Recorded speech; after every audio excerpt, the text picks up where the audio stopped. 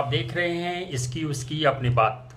दोस्तों, डर के आगे जीत है और ये सच्चाई भी है कि दुनिया का कोई ऐसा शख्स नहीं है जिसे डर नहीं लगता हो, खौफ का सामना करने से वो घबराता ना हो। जी हाँ दोस्तों, ये स्वाभाविक भी है और ये होना भी चाहिए, क्योंकि इंसान के पास अगर डर है तो वो गलत काम करने से पहले 1000 मरतबा सोचता है कि अगर मैंने ये कदम उठा लिया, अगर ये काम मैंने कर लिया तो पता नहीं हमें किन किन दुश्वारियों का सामना करना पड़ेगा। लेकिन ये बात भी सच है कि डर के आगे जीत है। इसका मतलब ये हुआ कि हमें और आपको डर के आगे घुटने नहीं टेकने हैं। हमें और आपको इस बात का ख्याल रखना होगा कि हमारे और आपके ऊपर डर हावी ना हो जाए। अगर ऐसा हो गया तो हम और आप ज़िंदगी के किसी भी मोड़ पर कामयाब नहीं होंगे। और ये भी सच्चाई है कि डरता वही है जो लीक से हटकर काम करना चाहता है। खौफ उसे लगता है जो सच की राह पे चलना चाहता है। लेकिन डर के आगे हम घुटने टेक देते हैं तो नाकामयाब हो जाते हैं। डर के आगे अगर कदम बढ़ा देते हैं तो हम कामयाब हो जाते हैं। और ये दुनिया में बहुत सारी ऐसी मिसालें हैं। आज मैं आपसे बात इसलिए कर रहा हूँ इस मौजू पर, या ये बात शेयर करना चाहता हूँ, क्योंकि आज हमारे मुल्क की परिस्थिति जो हो चुकी है, आज हमारे मुल्क की जो हालात ऐसी बन चुकी है जहाँ पर यहाँ रहने वाले लोग दो हिस्सों में बट गए हैं। एक वो जो कि मौजूदा हुकूमत की हिमायत में है और एक वो जो मौजूदा हुकूमत की मुखालिफत में है। लेकिन दोनों को खौफ है, दोनों को डर है। जो हिमायत में है उसे इस बात का खौफ है कि अगर मैंने सच्चाई बता दी, अगर मैंने सच को दिखाना शुरू कर दिया, अगर मैंने सच बोल दिया तो बहुत मुमकिन है कि उनकी तरफ से जो इनायत हो रही हैं उसमें कमी आ जाए या ख़त्म कर दिया जाए, या फिर कुछ हद तक हमारे बिजनेस पर, हमारे टीआरपी पर, हमारे मुख्तलिफ तरह की जो चीज़ें हैं उस पर असर पड़ सकता है। जो लोग खौफजदा हैं उन्हें इस बात का तो खौफ है कि अगर मैं उनकी मुखालफत में कुछ बोल दूं, उनकी मुखालफत में कुछ कर दूं, उनकी मुखालफत में अगर कुछ चीज़ें सामने लाने की कोशिश करूं तो बहुत सारी दुश्वारियों का सामना करना पड़ेगा। लोग साथ नहीं देंगे और फिर हम और आप इसी डर और इसी खौफ के साए में जी रहे हैं, घुट घुट कर मर रहे हैं। दोस्तों, बात समझने की है, समझने की कोशिश कीजिए। अभी जो हालात अभी बिहार की हुई हैं, नीतीश कुमार जिन्होंने डर के आगे घुटने टेक कर एनडीए को संभाला, वहाँ चले गए।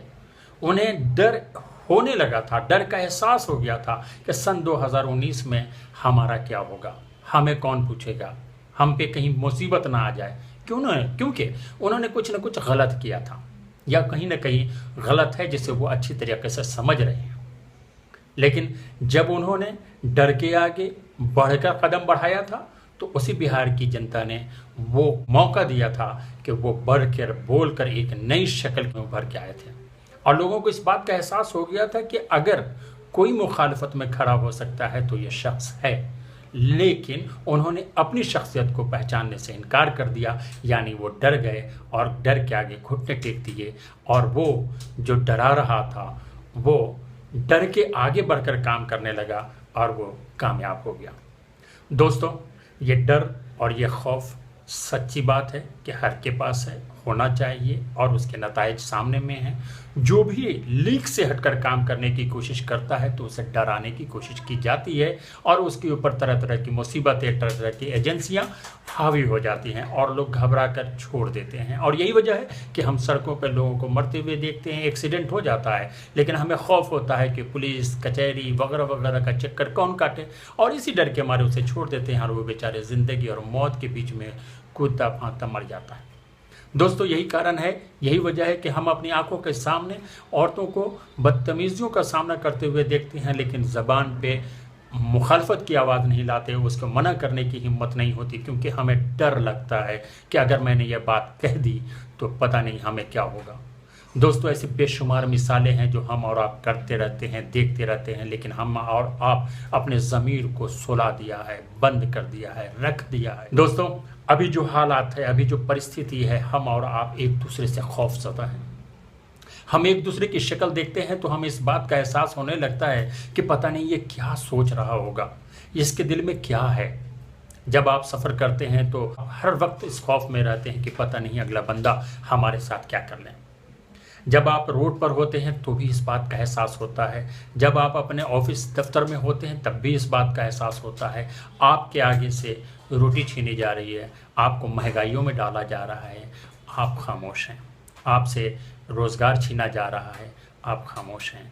आपकी एजुकेशन पे ज़र्ब लगाया जा रहा है, आप खामोश हैं।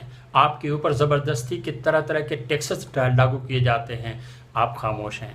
आपके ऊपर तरह तरह की मुसीबतें हो रही हैं, सरे राह चलते हुए लोगों को मार दिया जाता है और हम और आप खामोश रहते हैं, क्योंकि हमने और आपने डर को अपने दिलों में बैठा रखा है। जिस दिन हमने और आपने डर के आगे कदम बढ़ाने की कोशिश की तो वो दिन दूर नहीं कि हम और आप कामयाब होंगे। दोस्तों, आप में से बहुत सारे ऐसे लोग होंगे जो कि अपने दफ्तर जा रहे होंगे, बहुत सारे लोग ऐसे होंगे जो कि एजुकेशन में होंगे, बहुत सारे ऐसे लोग होंगे जो अफसाने लिखते होंगे, लिटरेचर में होंगे, नॉवेल लिखते होंगे, ड्रामे लिखते होंगे, परफॉर्मेंस देते होंगे, नेता होंगे, बहुत सारे लोग ऐसे होंगे।